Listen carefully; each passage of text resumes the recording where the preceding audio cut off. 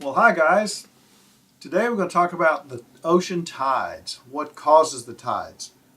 A lot of people would tell you that the ocean tides are caused by the wind. That the same wind that blows the waves in, that the waves themselves are bringing the ocean tides in. That's what they think.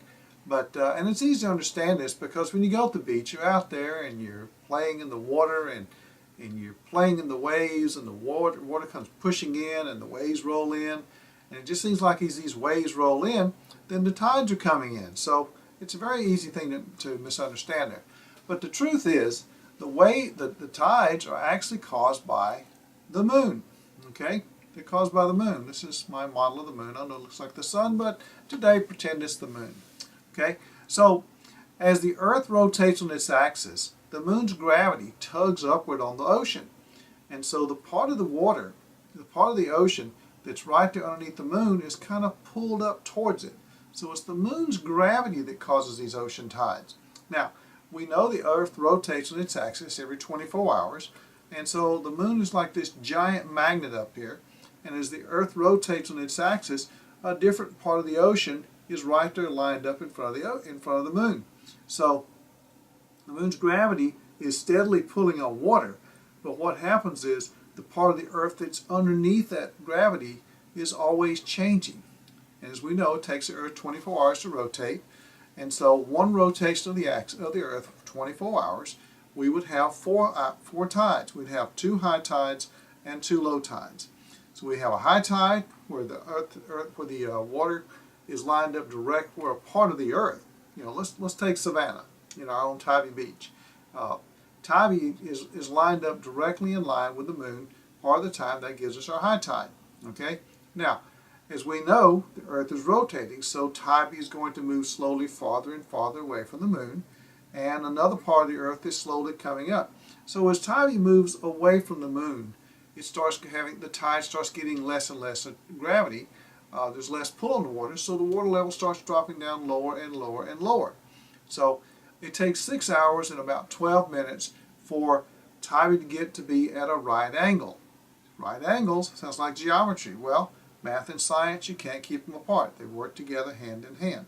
So as the Earth rotates on around, now we get a 90-degree angle, so Tybee is as far away from the moon as it can possibly be as far as at the angle. So now Tybee has very low tides. There's the least amount of gravity pulling on the water there will be for this, during this period of time. So now another part of the Earth has a high tide, Tybee has low tide. Well, it's been about 6 hours and 12 minutes. So the Earth continues to rotate. Now, Tybee moves on till it's on the opposite side of the Earth. It's finally lined back up again with the moon. It just happens to be on the opposite side. But again, we have a high tide. So we have a high tide when the part of the Earth is directly lined up in front of the moon.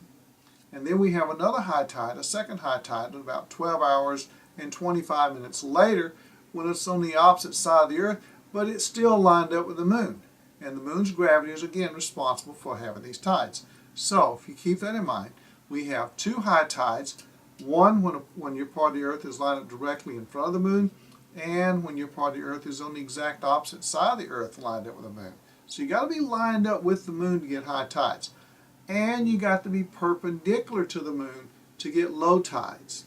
Okay? Now, there's one little thing we need to look at.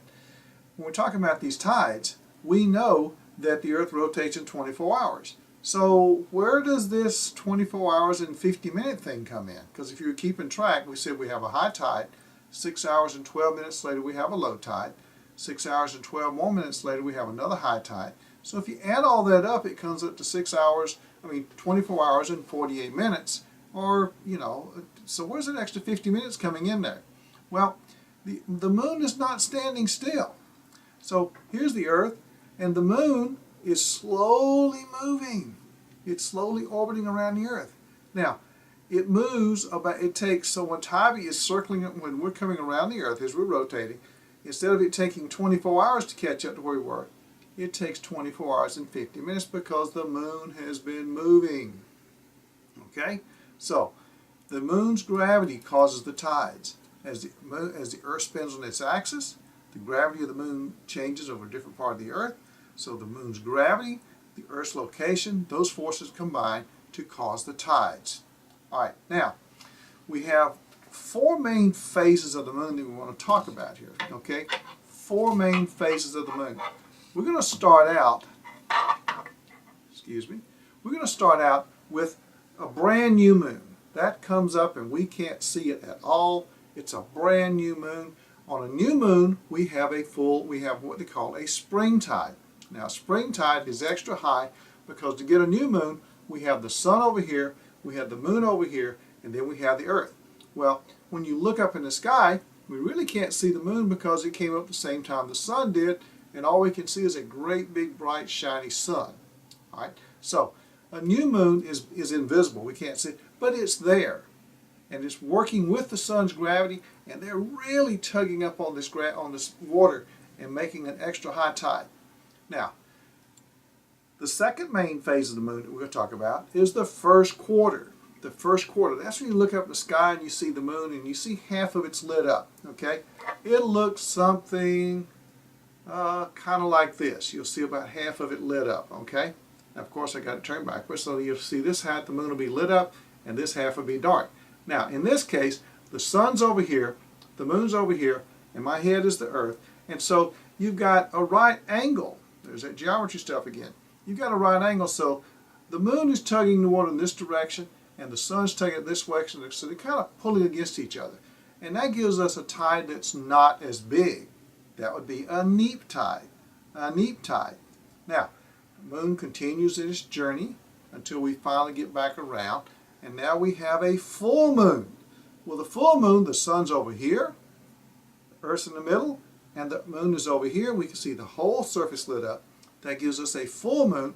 And again, the sun and the moon are working together, and they're really tugging up on that water, and they're making an extra high tide again. We have a second spring tide. Now, the spring tide has nothing to do with the season.